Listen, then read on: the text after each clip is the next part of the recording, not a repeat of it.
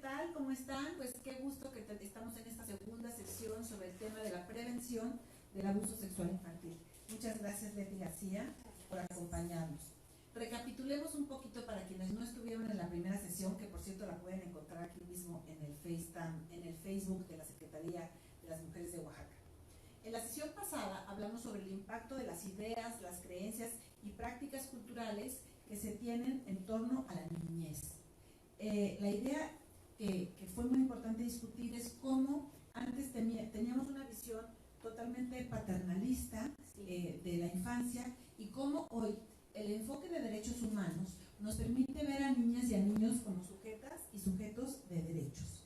Y por ahí, con ese cambio ponemos el interés superior de la niñez, pero además nos permitimos hacer un cambio que poco a poco tenemos que hacerlo, sociocultural, en la manera en la que abordamos la sexualidad con niñas y niños, ¿no? Sin estos mitos que hacen daño, sin estas creencias de que si hablamos de sexualidad, en realidad estamos incitando a que tengan un despertar más temprano.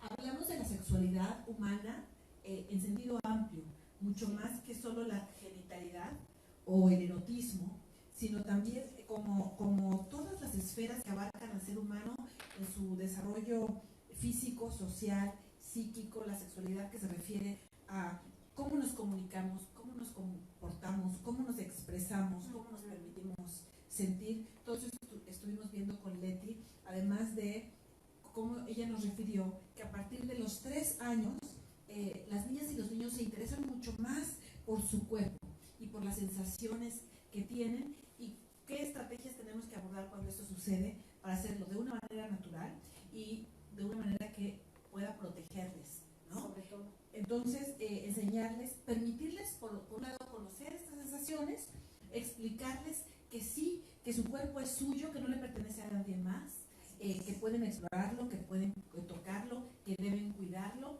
que deben estar en un lugar privado para hablar sobre intimidad, respeto a su propia persona. Entonces, bueno, esos fueron algunos de los temas básicos de la primera sesión que tuvimos sobre este asunto de cómo prevenimos el abuso sexual infantil.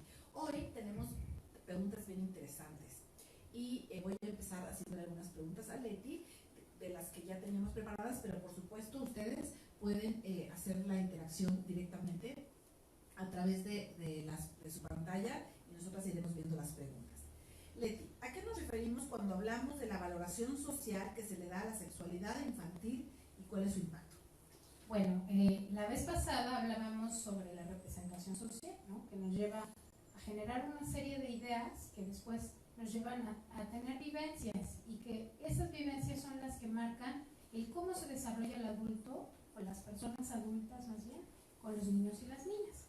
Entonces de allí tenemos la valoración social que se le da a la sexualidad infantil y bueno, entre algunas que a mí me llaman la atención son que se les considera seres asexuados, lo que decíamos, pensamos que su sexualidad despierta cuando son adolescentes y en realidad esa sexualidad está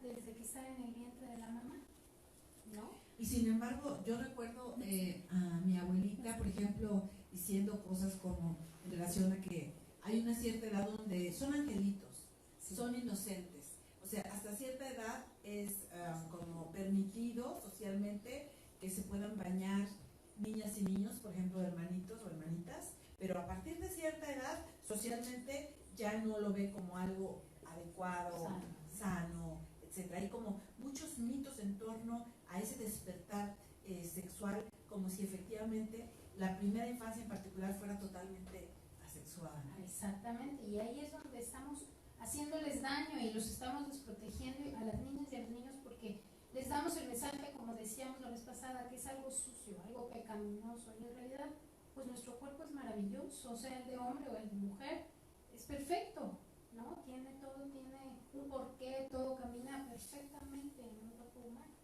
Hay una pregunta que nos hacen mucho, y seguramente que nos están viendo y que se están integrando a la sesión. Hay muchos mitos y creencias falsas que se tienen acerca de la sexualidad infantil y acerca del abuso sexual infantil. En esas 3 áreas hay mitos y hay falsas creencias. creencias, aunado a una cultura de silencio. Y esa cultura de silencio reproduce y perpetúa y pone en riesgo a la niñez, y es más fácil que haya una violación de sus derechos humanos, que haya un abuso sexual en un entorno de secrecía, en un entorno de comunicación, de desinformación y de malinformación. Entonces, platícanos un poco acerca de estos mitos o falsas creencias. Claro. Bueno, entre los mitos y las falsas creencias que muchas personas tenemos y tenemos que cambiarlas, porque eso es lo que nos ayuda a no darles esa seguridad que necesitan los niños y las niñas en cuanto al abuso sexual infantil, ¿no? Bueno, muchas veces se cree que el abuso sexual infantil no existe, que son casos aislados, o que solo le puede pasar a una persona como en un entorno muy problematizado, o ¿no? muy pobre. Tenemos la idea también de que solamente las personas ignorantes no son perpetuadoras de abuso sexual infantil, y esto no tiene nada que ver. Un abusador o abusadora puede pertenecer a cualquier nivel socioeconómico y cultural. Es decir, no se da el abuso sexual infantil solo en condiciones de extrema pobreza o de hacinamiento. No, para nada.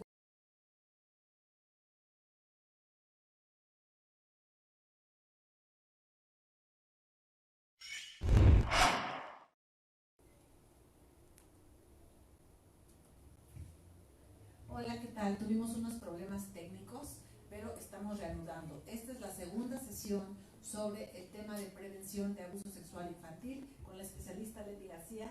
Leti, muchísimas gracias. Vamos a recapitular para las personas que se están uniendo por primera vez o quienes no vieron la primera sesión, que por cierto la pueden encontrar aquí en la página de Facebook.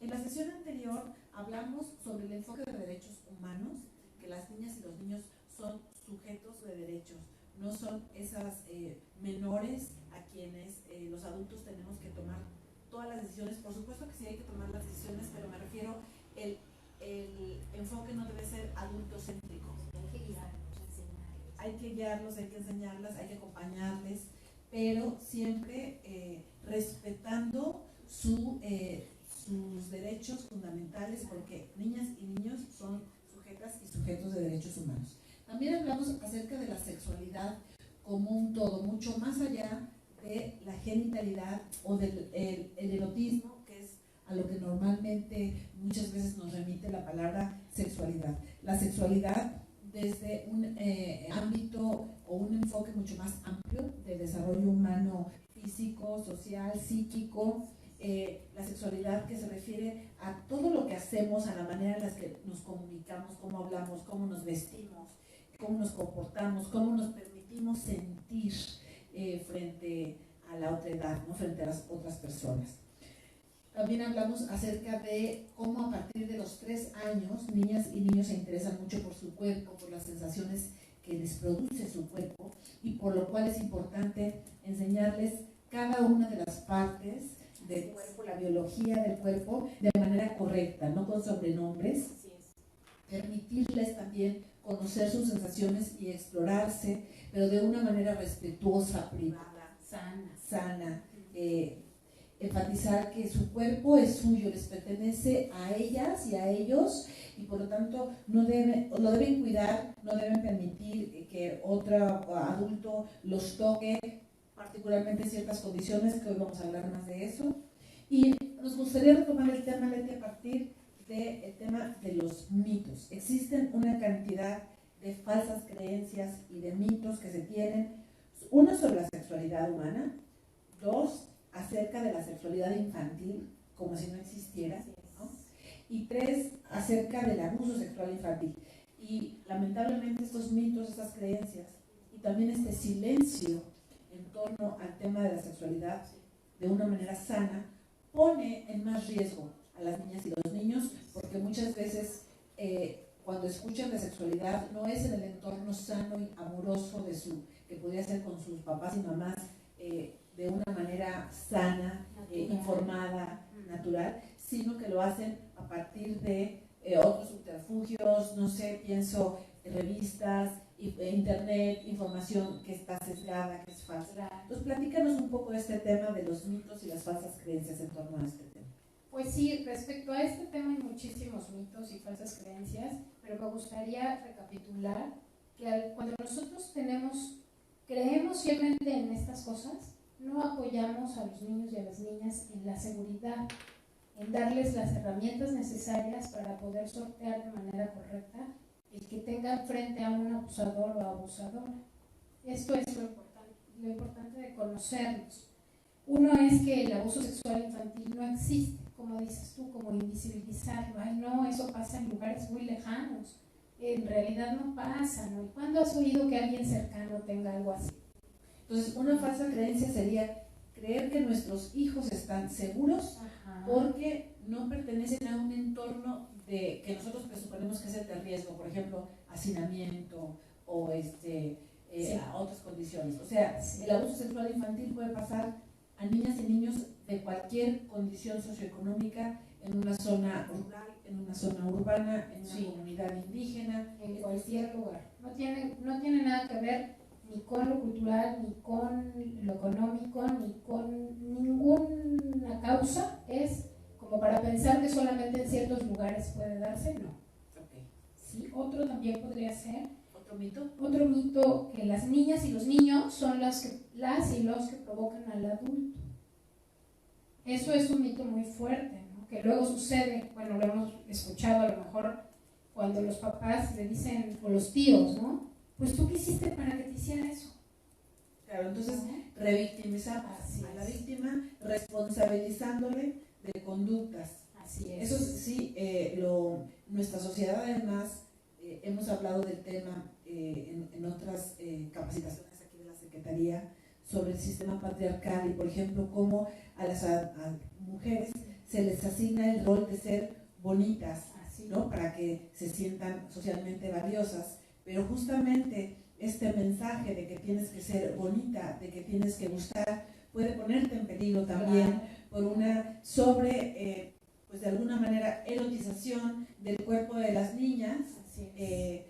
Por eso es que la Secretaría, por ejemplo, ha estado en contra de los concursos, ¿cómo se llaman? De belleza, ¿no? Y particularmente los concursos de belleza infantil, porque pones un énfasis exagerado en el cuerpo de una niña, pero como objeto sexual. Por supuesto. Y por lo tanto ahí la pones en riesgo. Claro. Pero, ¿y cómo es con los niños? Porque me queda más claro como las niñas, pero me gustaría también que quienes nos están escuchando sepan que el abuso sexual infantil no nada más le pasa a las niñas, también le pasa a los niños. Sí, incluso yo me atrevería a pensar, claro, es más en niñas, ¿no? Pero es que esta cultura del silencio, como tú lo refieres, porque patriarcalmente ellos no están construidos para expresar sus emociones. Entonces, callan. Cuando una mamá o un papá se entera de un abuso sexual en una niña, calla, pero en un niño, calla doblemente. Porque tú eres fuerte, tú no debes de hablar, eso no pasó, olvídalo, no, o sea, no es posible que se enteren. Por eso aquí lo íbamos a ver más adelante, pero se los voy a comentar de una vez. Una de cada 5 mujeres ha reportado violencia sexual antes de los 12 años. Híjole, es altísimo. Una de cada 5. Una de cada 5, pero 1 de cada 11 hombres ha reportado violencia sexual antes de los 12 años. Y en realidad no quiere decir que haya menos niños abusados, lo que pasa es que no hablan, no denuncian. Es así como que en la familia se queda, es un secreto de familia. Exacto, y por eso es que tenemos que entender y tener una visión muy compasiva, diría yo también, con estas personas que décadas después de haber sufrido el abuso sexual infantil se están atreviendo a abrir la voz, y el Me Too y este tipo de movimientos que permiten a las personas sacar esta terrible herida, ¿no? Que se queda profunda en el alma, porque la sociedad muchas veces es la que quiere que se entierre, como si la responsabilidad fuera de la víctima y que no cause, no sé, por el que dirán, vergüenza y demás, ¿no? Y además es muy importante que se sane, es algo que ya pasó y que es muy doloroso, es cierto, pero si no entonces van a crecer con este dolor tan profundo que incluso no va a permitir que ellos, al no ser sanados, o ellas, van a crecer con ese dolor tan profundo y no van a poder desarrollarse como habitualmente una persona sana tiene que hacerlo. Y entonces pueden perjudicar en el futuro, en su vida adulta, sus Por relaciones supuesto, amorosas, claro. sus relaciones de pareja. Hasta su relación con él mismo o ella misma. ¿Cómo se va a atrever a creer que hay una sexualidad sana dentro de él o de ella si desde niño fue ultrajado, ¿no? Y además nadie hizo nada por mí. Nadie me acogió y le dio valor a lo que yo sentía. Y la verdad es que nos ha pasado que es tan bonito cuando las personas adultas se acercan a ti a contarte que ellos fueron abusadas o abusados de niños y que cómo pueden hacerle. Es tan bonito saber que aunque seas adulto o adulta, puedes sanar esta herida que es tan profunda y tan marcada, ¿no? Y que es importante sanarla, ¿no? Física y emocionalmente. Eso me gustaría que al final nos acerquemos a ese tema, pero ahorita síguenos contando si tienes más mitos que ponen en riesgo, factores de riesgo también, quiero que hablemos de ese tema. Claro, bueno, un factor de riesgo sabemos que es un elemento, una circunstancia que hace que va a ser más probable que la circunstancia se produzca, ¿sí? A mí me gustó como hablarlos en tres partes, porque luego los encontramos como en general, pero a mí me gusta siempre como darlos en tres partes, que es los individuales, los familiares y los sociales. Los factores de riesgo. Los factores individuales de riesgo es la falta de información. Todo esto que hemos dicho es falta de información, el no conocer las partes de su cuerpo, etc. Todo esto es falta de información. O denominarlas con nombres que no son, ¿no? Exacto. O sea, en lugar de decir pene, decir el pajarito. Ajá, en vez de decir vulva, decirle la cosita, ¿no? O sea, eso los pone en riesgo, amigas, mucho. amigos. Sí. Tenemos que denominar las partes del cuerpo. Lo que no se nombra no existe. Así es.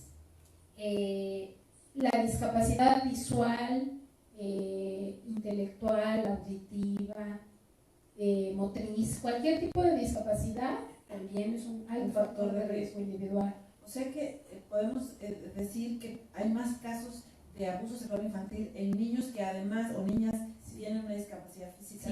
Sí, porque pues, muchas veces no pueden expresarse, normalmente están pues un poco aislados porque mamá y papá pues tienen que hacer otras cosas, entonces ahí es como un foquito rojo.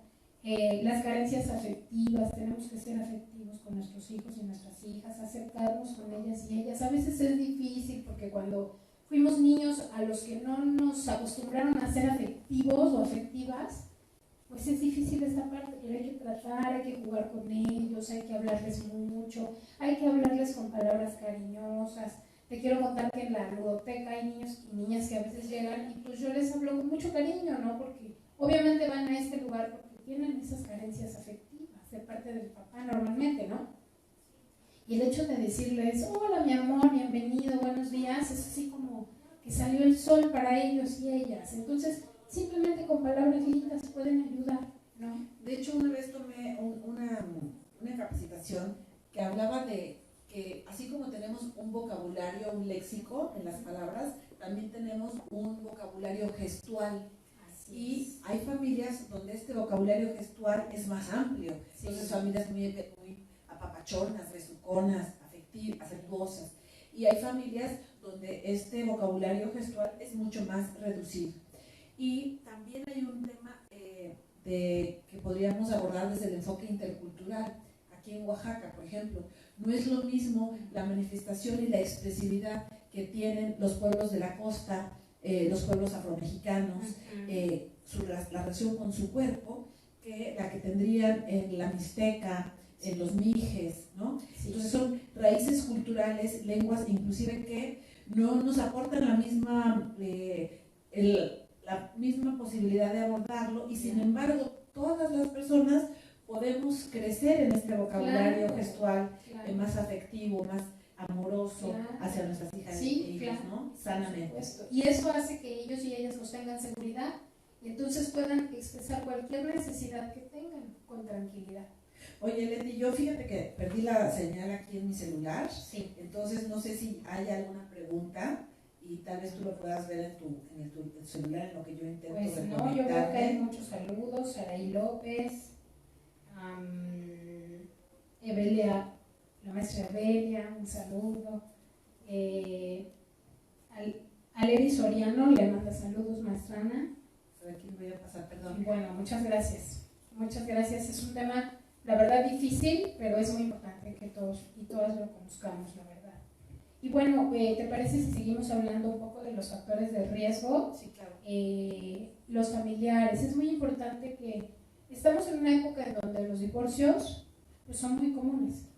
Creo que más o menos estamos al 50%. Sí. Cada 2 matrimonios uno va a terminar en divorcio, ¿no? Claro, porque también es este descubrimiento de la mujer como no objeto, ¿no? Como que somos libres. Entonces también se ha dado mucho este tema de yo voy a, pues mis derechos y bueno, vaya, son otros temas, pero el divorcio es inminente en muchas familias ya. ¿Y es un factor de riesgo? ¿Por qué? Es un factor de riesgo solamente si este divorcio es como problemático.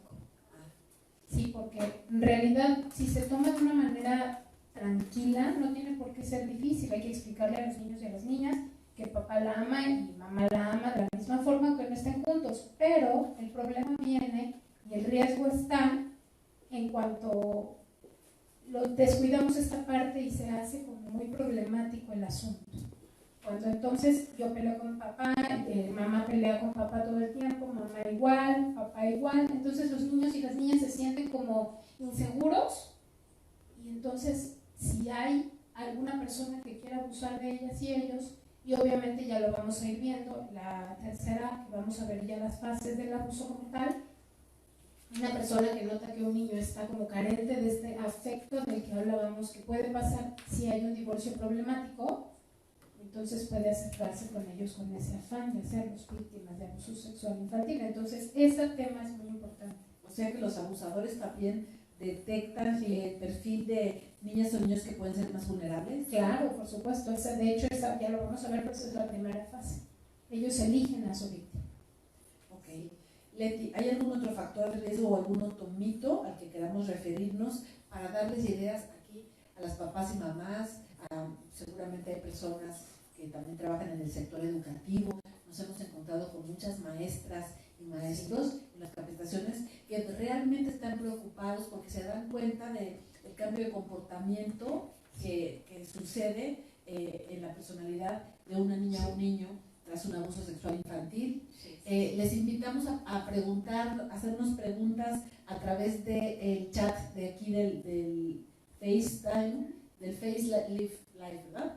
Y para que podamos interactuar. Pero aquí seguimos platicando del tema de abuso sexual infantil. Bueno, y entonces también podemos hablar de factores de riesgo sociales, que bueno, es todo lo que hemos ido comentando a partir de la primera plática y de esta, sobre el lugar que ocupan en la sociedad los niños y las niñas. Este tema es muy importante, es central, porque mientras nosotros les demos importancia a las niñas y a los niños y los hagamos sujetas y sujetos de derechos, entonces ellos y ellas van a poder tener una voz, ¿no? Y poder decir lo que necesitan. Es muy importante, les repito, en casa, estar cerca de ellos. La vez pasada se me olvidó decirles respecto a que conozcan su cuerpo, por ejemplo, en el centro PAIMEF hicimos un rompecabezas con una caja de cartón grande, no crean que se necesitan grandes materiales, y dibujamos el cuerpo de una mujer y de un hombre con todas sus partes, y lo pintamos con pintura acrílica, marcamos cómo era el rompecabezas y con un cúter, con mucho cuidado, las personas adultas pueden cortarlo y puede ser un rompecabezas interactivo que tenga las partes del cuerpo de los niños y de las niñas. Incluyendo las partes explícitas que normalmente no se ponen, ¿no? Por supuesto, y puede ser que sobre ese mismo rompecabezas hagamos taches y palomitas, ¿no? Y podemos jugar con ellos a qué partes sí pueden tocar y qué partes no pueden tocar. Ya lo habíamos dicho, el pecho, las nalgas, la vulva, el pene, esas partes son íntimas y nadie las puede tocar. Obviamente mamá sí se va a bañar, pero siempre con el permiso, ¿no? Claro, y siempre con el permiso, voy a lavarte tu vulva. Y va a llegar un momento en que ellas también nos digan, ¿puedo hacerlo yo? Y es importante enseñarlas también, y enseñar a los niños a lavarse bien su pene, pero es que es importante que ellos vuelvan y ellas independientes. De acuerdo. ¿Cómo hasta qué edad es adecuado uno lavar las partes íntimas de tus hijas e hijos? Y cómo hacer para promover sanamente que sea esta independencia y esta exploración, pero de una manera sana. Pues mira, como te comentaba, a partir de los 3 años como que empiezan con esa curiosidad de yo me puedo bañar solo o sola, ¿no?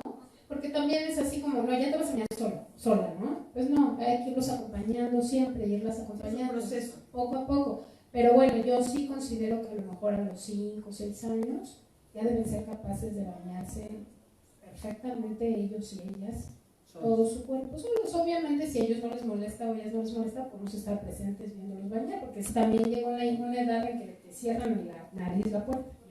Y eso también es sano, ¿no? Es un signo de que van madurando. Sí. Nos manda aquí un saludo, muchas gracias, Budelia Santiago, desde San Juan, Cacahuatepec. Muchas gracias.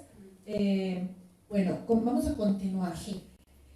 No sé si tengas más factores de riesgo o nos vamos al tema de las estadísticas respecto al parentesco de los abusadores, porque esta es una triste realidad, pero que conocerla nos va a permitir tomar la precaución debida. La mayor parte de los casos de abuso sexual infantil se da con personas con quienes estas niñas y niños tienen parentesco. Sí, pues se dice que el abusador suele ser un conocido normalmente. Yo lo tengo aquí registrado como en un 98%, porque ya lo vamos a ver en la tercera sesión respecto a las etapas que se viven durante el abuso sexual. Cuando una persona elige a su víctima, normalmente es alguien que está muy cercano. Y además que se da el abuso, es fácil que se dé porque el niño o niña le tiene aprecio a esa persona.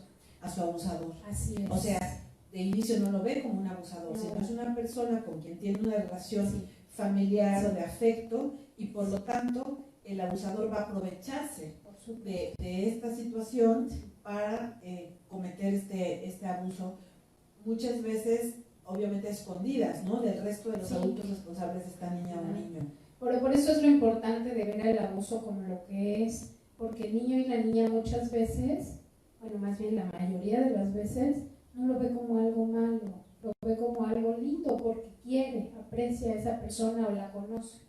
Entonces en un 98% es el abusador o abusadora una persona conocida.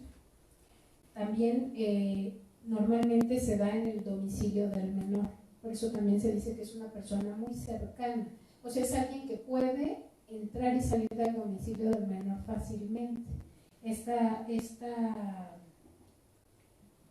estadística está en un 68%, que puede ser en el domicilio del menor, y un 32% que ocurre en otro lado. En otro lado puede ser en la escuela, puede ser, tal vez, muchas veces van a ser deporte. Y las personas, sus entrenadores, que para los niños y las niñas luego son tan queridos. Y figuras de autoridad. Claro, pero además los admiran.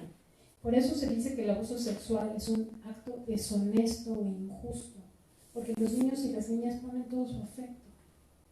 ¿No? O sea, ellos son, como te decía yo, tan maravillosos, y ellas, que son lindos, ellas y ellos siempre están como viendo lo bueno de las personas adultas. Y entonces un abuso sexual infantil es como darles en lo que más les duele, que es en su corazón, ¿no?, en su parte amorosa. Nos manda un mensaje Antonieta, dice: en los primeros años las niñas y los niños más bien descubren su cuerpo y las sensaciones que sienten al tocar zonas específicas. Sí, es lo que tú decías.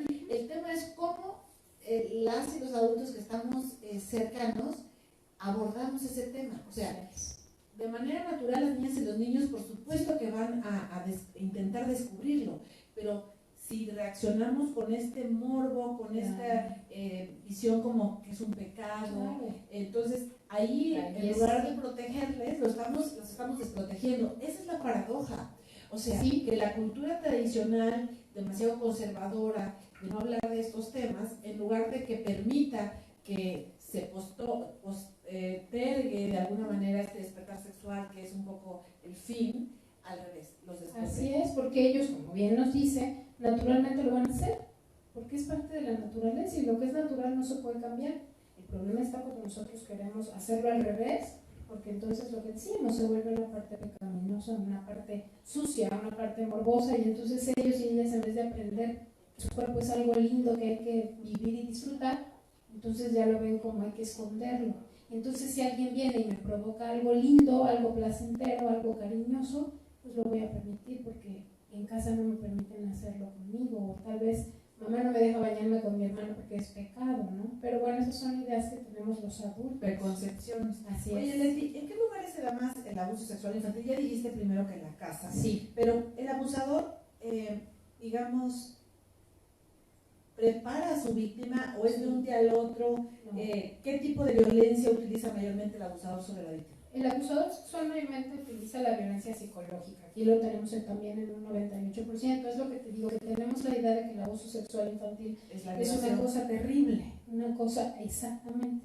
O la violencia extrema, como se conoce, ¿no? Como hemos visto, por ejemplo, el caso de la niñita de los calcetitas rojas. Los feminicidios de nenas. Exacto, los feminicidios de nenas, que también es un tema terrible.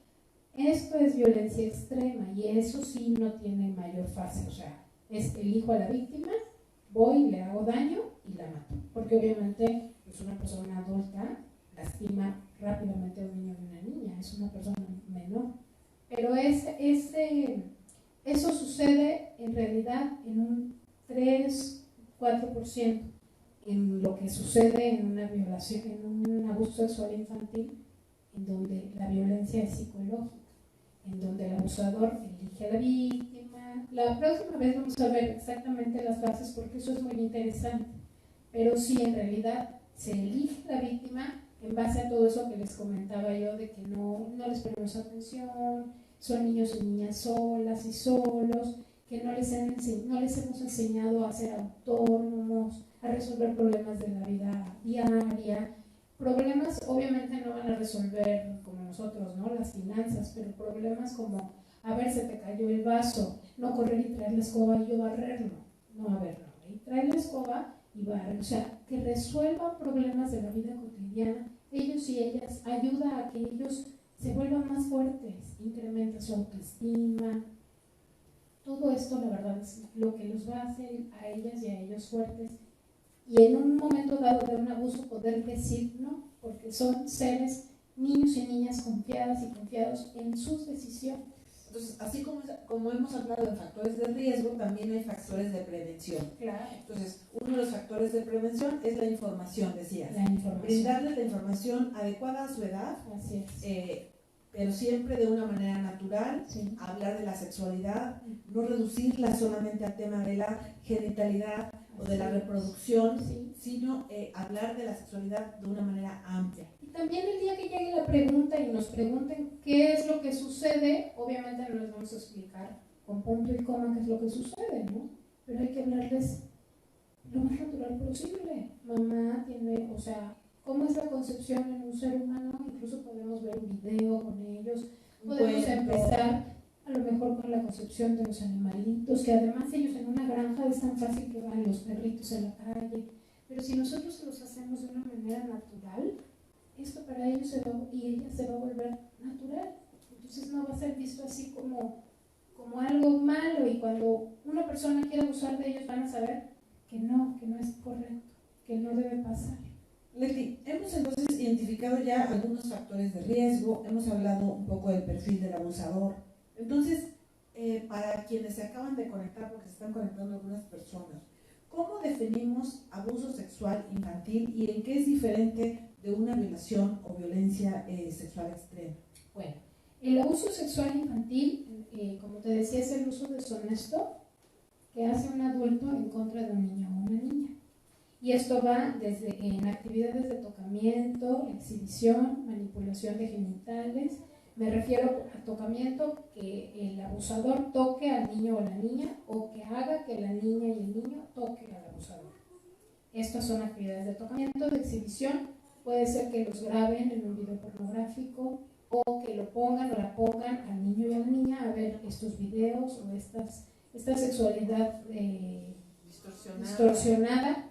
Estas son actividades de exhibición, manipulación, lo que te decía, de tocamiento, manipulación de genitales, y puede ser el intento o la consumación de la cópula. Para que se llegue a la cópula, si no es violencia extrema digo, tiene sus fases. Te decía, ya lo vamos a ver la próxima vez, ojalá nos acompañen. para que se consuma la cópula. Es muy importante aclarar que el abuso sexual infantil puede ir desde darle una nalgada a alguien en la calle, ¿eh? O sea, abusar por encima o debajo de la ropa es un abuso sexual infantil o a un adulto. Dime una cosa, hay entre estos factores de prevención, cuando tratamos como mamás y como papás de educar a nuestros hijos, pues una de las cosas que nos dicen es, a ver, reglas de humanidad, tenemos que saludar, pedir todas las cosas por favor, dar las gracias, pero es muy común obligar a niñas y a niños a que den un beso a personas que no conocen. ¿Cuál es tu opinión al respecto? Yo creo que a los niños y a las niñas tampoco, en la cultura patriarcal nos han enseñado esto de la obediencia a una persona adulta, sobre todo si es hombre, como, o sea, no importa que tú no quieras, tienes que hacerlo, ¿no? Y lo vemos en los pueblos cuando pasan a nuestras niñas de 12 años, ¿no? Con hombres mayores, y vaya, eso es una arbitrariedad, hablando del tema de derechos, ¿no? Entonces, bueno, cuando esto sucede tenemos que, cuando yo te digo que tenemos que educar a los niños para que ellos tomen sus propias decisiones y ellas, es importante que dentro de estas decisiones les enseñemos a que esa obediencia ciega tampoco está bien. Debemos de ocupar otro término diferente a obedecer ciegamente. Tal vez tienes que hacerlo, pero tenemos que explicarles por qué tienen que hacerlo. Y no, por ejemplo, lo del beso a los adultos, pues no, hay muchas veces, y a mí me ha tocado con los niños que atiendo y las niñas, es que a mí no me gusta darle beso a mi tío porque cuando lo beso me sopla en mi oído.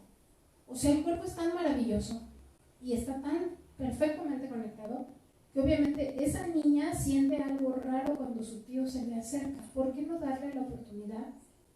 O sea, creerles lo que te decía yo. Entonces, ese es otro factor de prevención. Creer a tu hija y a tu hijo y actuar en consecuencia, apoyando cuando te mencionan este tipo de cosas. No quiero ir a casa de fulana, no quiero que me salude, no me gusta darle beso. ¿Pero por qué? ¿Por qué no te gusta? Bueno, que nos den una explicación, porque muchas veces pero quizás no saben momento, qué es, por qué. Porque yo he notado en este tema que a veces los lugares que elegimos para hablar de este tema con las niñas y los niños pues son inadecuados y eso impide que la comunicación sea adecuada. O sea, si tú delante del tío le dices, pero ¿por qué no le quieres dar el beso? Sí. No, y aparte, salúdalo, no seas grosera o grosero. Entonces, por favor, ahí mandemos este mensaje que es muy importante respetar cuando los niñas y niños no deseen hacerlo, pero además, como regla general, enseñarles a que no saluden de beso a personas extrañas es una manera de protegerlas. Así es. Por favor. Entonces, estamos hablando también de factores de prevención. No nada más queremos que se conozcan los factores de riesgo, queremos empoderar a papás y mamás y a niñas y a niños en cuáles son los factores de prevención del abuso sexual infantil, porque el abuso sexual infantil, cuando no es sanado, va a generar secuelas que quedan por el resto de la vida, e inclusive cuando es más grave, la intensidad, cuando dura mucho tiempo, causa tanto daño psíquico, ¿sí?, que puede producir ya a la larga, en la vida adulta, alteraciones de la conducta, dificultad para relacionarse con otras personas de una manera sana, e inclusive comportamientos antisociales también. Entonces, de verdad, es un factor, el tema de hablar del abuso sexual infantil, hoy por hoy es algo importantísimo como sociedad, si queremos prevenir también las violencias que prevalecen tanto, ¿no? Así es, y bueno, sobre este tema que nos estás diciendo, yo traigo aquí algunos factores a corto plazo, a mediano plazo y a largo plazo de la detección, de cómo es que podemos darnos cuenta que algo está pasando, ¿no? Porque también no siempre el niño y la niña van a llegar y te van a decir, mamá, ¿cómo te siento? No. Entonces, a corto plazo hablamos de cuando sucede la violencia, el abuso más bien. Estoy hablando de abuso cuando empiezan estas cosas como tocamiento. Perdón, algo muy importante que me faltó decir respecto a lo de la definición del abuso sexual. Es importante saber que el abusador puede ser un infante, un adolescente o un adulto. Sí, la única condición para que haya un abuso sexual infantil siempre debe haber una relación de coerción, es decir, yo ejerzo poder sobre ti porque tú eres menor que yo, Entonces, para que se considere como abuso sexual infantil, la persona abusadora tiene que ser 5 años mayor que la víctima. Entonces puede ser infantes. Una niña o un niño de 10 años podría abusar de uno de 4. Claro, por supuesto, porque obviamente la conciencia de un niño de 10 años no es la misma que la de un niño de 4. Y es lo que decías tú. ¿Qué está pasando con este niño de 10 años que puede abusar de un niño pequeño? Sí, ¿qué está viviendo? También qué problemáticas está enfrentando, claro, que está buscando el abuso como una vía para... O qué le pasó a él, tal vez él ya es un niño abusado. Entonces, ese es el foco. Por eso también es importantísimo tomar en serio cuando nuestro hijo o nuestra hija nos dice que hay algo que está raro, que no le gusta, o que, porque entonces vamos permitiendo que sucedan abusos entre los niños y las niñas, ¿no? Entre los adolescentes a los niños. Perdón, leo nada más rapidísimo. Sí. Nelva Caballero nos escribe, nos felicita por el tema, Leti, muchas gracias. Nos manda además un abrazo lleno de luz virtual. Gracias. Alberto Fernández Rodríguez también está viendo el video. Saludos, Alberto, que hace mucho que no te veo. Leti, perdón, continuamos. Bueno, respecto a esto, entonces queda claro que tiene que ser 5 años mayor, ¿no? El niño o la niña que va a abusar a la víctima. Okay. ¿Sí? Bueno, entonces, ahora sí podemos pasar a lo que les decía yo de algunos efectos, ¿no? Que se ven en los niños y en las niñas cuando ocurre este abuso sexual infantil. Bueno, a corto plazo se dice que es cuando inicia este abuso sexual infantil, más o menos al año. ¿Sí? Algunas cosas son que hay sentimientos de tristeza, comenzamos a verles más tristes de lo normal, cambios bruscos de estado de ánimo, de repente están felices y se tiran a llorar, ¿no? Vergüenza o enojo también. Sí, mucho enojo. Sí, todas las emociones, como un abanico de emociones desordenadas, ¿no? Y como que no entiendes por qué, como que no hubo algo antes que digas, bueno, ¿y por qué está tan triste si a lo mejor acabamos de ver a su abuelita que lo hacía tan feliz ver, ¿no? Por ejemplo, vergüenza y culpa empiezan como a, esto que era natural, a lo mejor bañarse feliz y desvestirse ahora es vergonzoso y le da culpa. O empiezan con cosas como, es que yo me siento como sucio, es que como que yo a veces hago cosas que no debo hacer, así, sentimientos de que tú te vas dando cuenta porque se sienten culpables de algo, ¿no?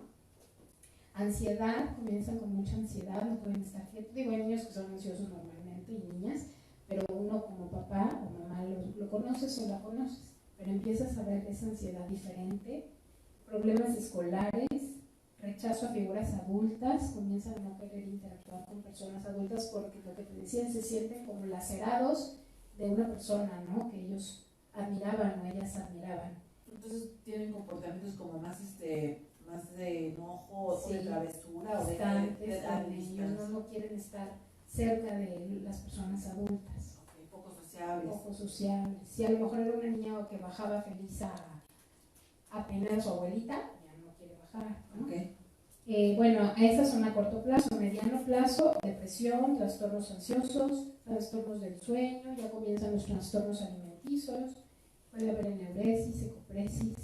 A ver, ¿les explicas? Eneuresis es cuando se hacen pipí, exactamente, y ecopresis es cuando o se hacen o se aguantan, ¿no? Como que no retienen. Sí, porque obviamente les duele.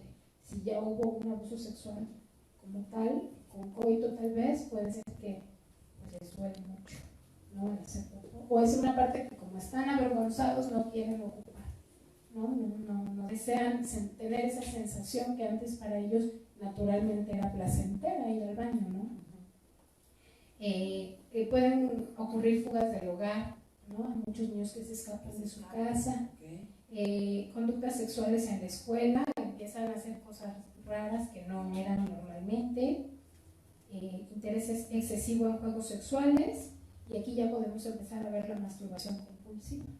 Lo que era natural ya empieza a ser como que en todos los lugares ya no le importa que sea en privado, que él se quiere masturbar, tener esa sensación, o muchas veces como tienen algún tipo de infección, también les decía yo la vez pasada, es importante revisarlo, siempre estar pendiente de que, ¿por qué se rasca tanto? Puede ser que solamente tenga una infección de vías urinarias, ¿no?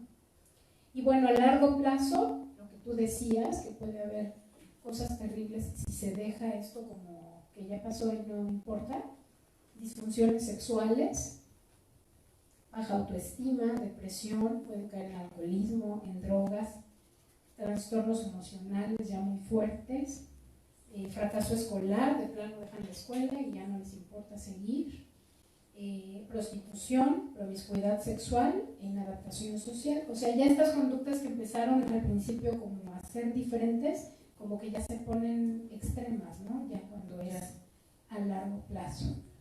Bueno, pues este es un panorama de los efectos que tiene el abuso sexual infantil a lo largo de las distintas etapas de la vida.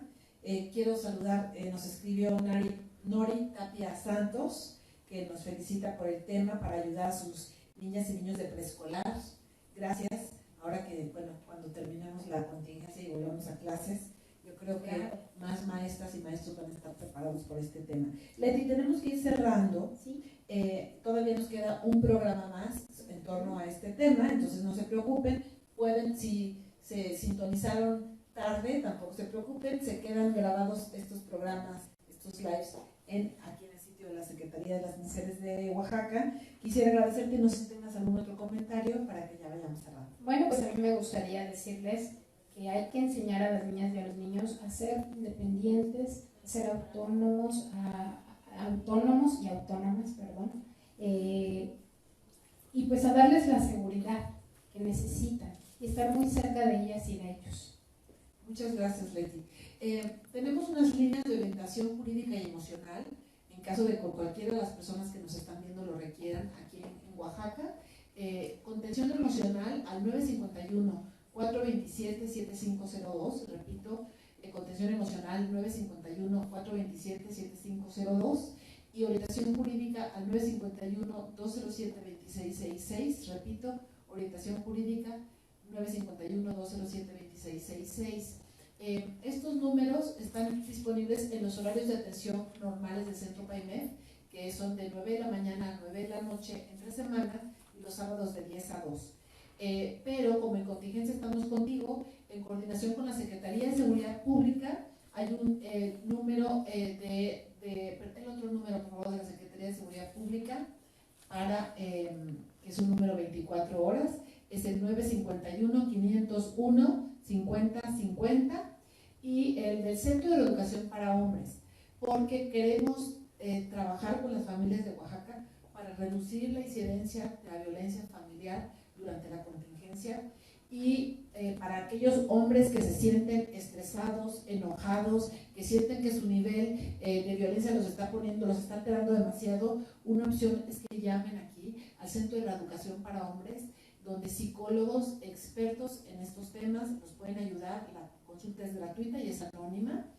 El número es 951-503-4369, 951-503-4369, Centro de Educación para Hombres. Estamos a sus órdenes en el inbox de esta secretaría y vamos a estar compartiendo además materiales, los teléfonos. Recuerden que en contingencia estamos contigo, que la Secretaría de las Mujeres de Oaxaca no quiere dejar sola a ninguna mujer. Estamos trabajando en nuestro Centro de Atención a Mujeres en Situación de Violencia, sus hijas e hijos, la ludoteca especializada en detección de abuso sexual infantil, están operando nuestro centro, nuestro grupo de apoyo y seguimiento a casos de feminicidio, nuestro grupo especializado en la unidad de atención de violencia sexual. Todos seguimos operando con todas las salvedades del caso, privilegiando pues los casos de riesgo extremo por la contingencia que nos impide ir todas al mismo tiempo. Estamos haciendo guardias, pero estamos operando. Entonces, muchísimas gracias, Leti. Nos vemos el viernes 17 a las 12 horas para continuar con la última parte de esta sesión de abuso sexual infantil. Gracias.